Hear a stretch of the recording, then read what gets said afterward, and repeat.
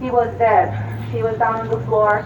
He laid on the floor at 8:20 a.m. They didn't pick up his body till like 5 p.m. that day. They didn't notify the family till like 7 p.m. Before that, my dad and my sister had gone to the Newton police station to ask for information. The first time it was my sister, they said that they couldn't give her no information, so she came back home to her house.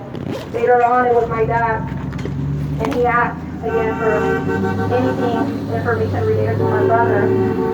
And what he noticed was that the cops at the Newton station were laughing at him. They were making fun at him. He came home. Later on that night, 7 p.m., the investigator came over to the house, and she told my dad that my brother was shot and killed by the police. She left 2 businesses cards Tuesday. Early morning the next day, Wednesday, I tried calling and calling, left messages, and no return calls. Thursday, same thing. Kept calling till, we didn't even know where his body was. Friday, we were finally able to get an appointment so that, the family could be notified of where Alex's body was.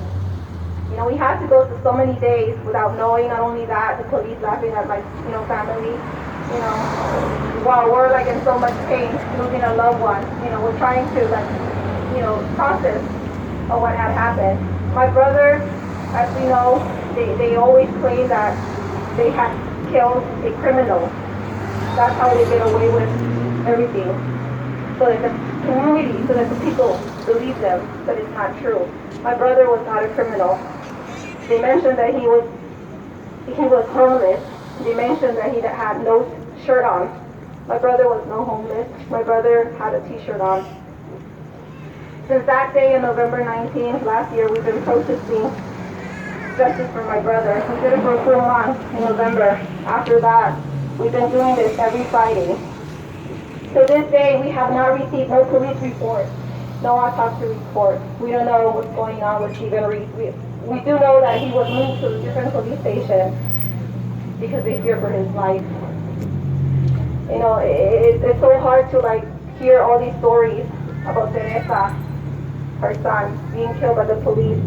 He left behind 2 kids. Doña Rosa, Cesar Rodriguez, his only boy, was taken away. Daniel Hernandez, same thing, killed by the Newton station, same police station that killed my brother. I'm the sister, and I feel how painful it is, and I can't imagine us being a mother. To me, it's like, it's so painful, it's so frustrating, it's angry, and knowing that these cops, our lives depend on them, and we can't trust them. They're here to supposedly protect us and serve us, but that is not true. They're here to oppress us, intimidate us, laugh at us, and we don't see no respect from them. And that's the reason why we're here fighting for justice for our loved ones. It's so sad. It's so sad. My brother was very unique. I can't compare my brother with nobody in my siblings, not even myself. My brother was so loving to my mom.